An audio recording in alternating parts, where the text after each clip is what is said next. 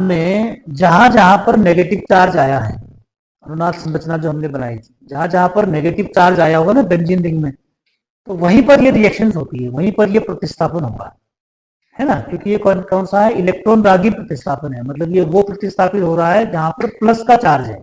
तो प्लस का चार्ज कहां पर जाएगा, जहां पर नेगेटिव चार्ज होगा। तो जो हमने क्लोरोबेंजीन की या बेंजीन की, अगर आप दोनों का भी अगर आप देखेंगे अनुनादी संरचनाएं, तो जहां जहां पर नेगेटिव चार्ज आया होगा, ठीक है ना, जहां पर हमने इलेक्ट्रॉन को देखा था वहां पर नेगेटिव चार्ज देखा था, तो उन्हीं स्थानों पर ये जाएगा। ठीक है, तो ये कैसा प्रतिस्थापन है, इलेक्ट्रोफिलिक प्रतिस्थापन अभिक्रिया। ठीक, तो इसमें जैसे माना हमने पहले हेलोजिनेशन कर दिया, हेलोजनीकरण, ठीक है, हेलोजन के साथ में हेलोजन की ही रिएक्शन करेंगी Cl2 की, तो इस Cl2 में आप बता सकते हो कि Cl2 में जो क्रिया करने वाला होगा इलेक्ट्रोफाइल, वो क्या होगा,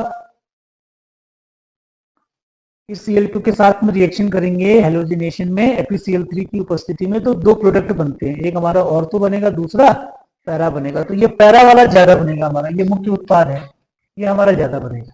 ठीक है, उसका कारण भी मैंने एक दिन बताया था कि ये क्या होता है, स्टेबल ज्यादा होता है ना, ये इसमें स्टेबिलिटी ज्यादा होती है, तो इसलिए ये पैरा वाले हमेशा ज्यादा बनेंगे कहीं पर।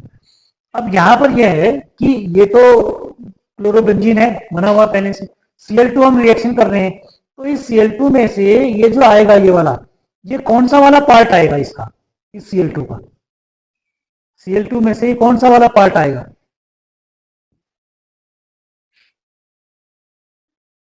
देखो यहां पर ध्यान दो, ये Cl2 में से क्या आएगा, ये जो Cl2 लिखा है इसमें से ये Cl प्लस वाला जुड़ेगा इसमें, ठीक है ना, ये Cl2 जब रिएक्शन करेगा तो ये Cl2 दो हिस्से में टूटेगा, कैसे टूट जाएगा, ऐसे टूट जाएगा Cl2, एक Cl माइनस में टूटेगा, Cl प्लस में, क्योंकि ये कौन सी अभिक्रिया है, इलेक्ट्रॉन रागी प्रतिस्थापन है, तो प्लस वाला Cl क्या करेगा, यहाँ पर जुड़ेगा, यहाँ पर भी जुड़ेगा, और ठीक है, जहां जहां जो भी हमने क्रियाकारी कर रहे हैं, ठीक, तो इसको हम कहते हैं हेलोजनीकरण। ये किसी में भी होगा, किसी में भी हेलोजनीकरण करेंगे तो आप इसी प्रकार से करेंगे, FeCl3 की उपस्थिति में करेंगे, और यहाँ पर माना आपने अगर फिनॉल भी लिख दिया तो वो भी इसी तरह से अभिक्रिया करेंगे। ठीक है, दूसरी प्रकार की होती है नाइट्रीकरण। नाइट्रीकरण में भी हमने क्लोरोबेंजीन के साथ में HNO3 सांद्र HNO3 की रिएक्शन करेंगे H2SO4 के साथ, गर्म कर देंगे तो हमको एक ऑर्थो प्रोडक्ट मिलेगा, दूसरा पैरा वाला मिलेगा। तो यहां पर भी अगर हम करेंगे तो यहां पर भी क्या मिलेगा हमको, NO2 प्लस, इसमें भी रिएजेंट क्या होगा, ये क्रियाकारी जो अभिकर्मक क्या होगा, NO2 प्लस हो जाएगा। ठीक है, वो क्रिया करेगा तो ये दो प्रोडक्ट बन गए। नाम क्या लिखोगे आप इसका, पूरे का नाम क्या लिखेंगे इसका, यूपीएससी नाम लिखोगे आप, 2 नाइट्रोक्लोरोबेंजीन, इसका 4 नाइट्रोक्लोरोबेंजीन या ऑर्थो नाइट्रोक्लोरोबेंजीन, पैरा नाइट्रोक्लोरो, इसलिए आईयूपीएससी पहले सीखी थी ना हमने। अब आप नाम नहीं लिखोगे ना यौगिकों का तो फिर भूल जाओगे, तो सबका नाम लिखना भी सीखो। तीसरा हमने लिखा सल्फोनीकरण। सल्फोनीकरण में क्या कर रहे हैं, उसी क्लोरोबेंजीन की क्रिया कर रहे हैं हम H2SO4 के साथ में, ठीक है, सीधे गर्म कर दे रहे हैं, तो उसमें भी ये सल्फोनिक एसिड कहते हैं इसको, सल्फोनिक एसिड इसके साथ जुड़ गया ऑर्थो पोजीशन में और पैरा पोजीशन। ठीक है, तो ये तीन प्रकार की ये रिएक्शन है जिसको हम कहते हैं इलेक्ट्रॉन रागी प्रतिस्थापन अभिक्रिया। ये कॉमन है, मतलब ये कॉमन का मतलब हुआ कि आप जितने भी इसके आगे के भी यौगिक पढ़ेंगे तो वो भी इसी प्रकार से रिएक्शन करेंगे, और सब में क्या होगा, मुख्य उत्पाद हमेशा पैरा वाला ही बनेगा। ठीक है,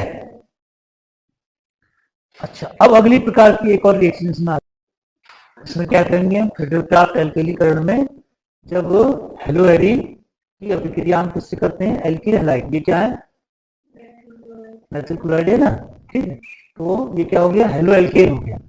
हेलो एल्कीन की अभिक्रिया हेलो एल्केन से अगर यदि कराते हैं निर्जल ElCl3 की उपस्थिति में, तो इस प्रकार से हमारा एक मिथाइल ग्रुप है ना, एक एल्किल ग्रुप जो है वो बेंजीन रिंग में जुड़ जाता है। तो एक आपका ऑर्थो पोजीशन में जुड़ेगा, दूसरा पैरा पोजीशन। पैरा वाला क्या होगा, मुख्य उत्पाद।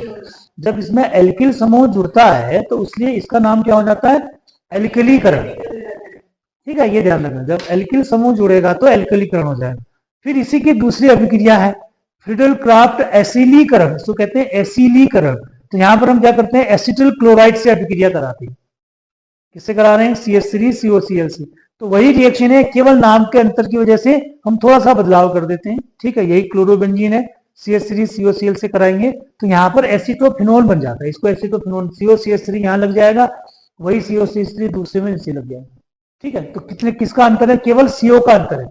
यहाँ हमने लिखा था CH3Cl लिया ना ऊपर वाले में, CH3Cl लेंगे तो CH3 जुड़ेगा, अगर CH3COCl लेंगे तो क्या जुड़ेगा? CH3CO जुड़ जाएगा, Cl हट जाएगा, CO जुड़ जाएगा, है ना। तो इससे नाम बदल जाएगा, ऊपर वाले में एल्कलीकरण हो जाएगा, नीचे वाले में एसिडीकरण। तो ये 5 प्रकार की जो रिएक्शंस हैं आपकी, हेलोजनीकरण हो गया, नाइट्रीकरण हो गया, सल्फोनीकरण हो गया, उसके अलावा फिडेलक्राफ्ट एल्किलीकरण और फिडेलक्राफ्ट एसिडीकरण, ये हेलो एरिन्स की क्या कहलाती हैं?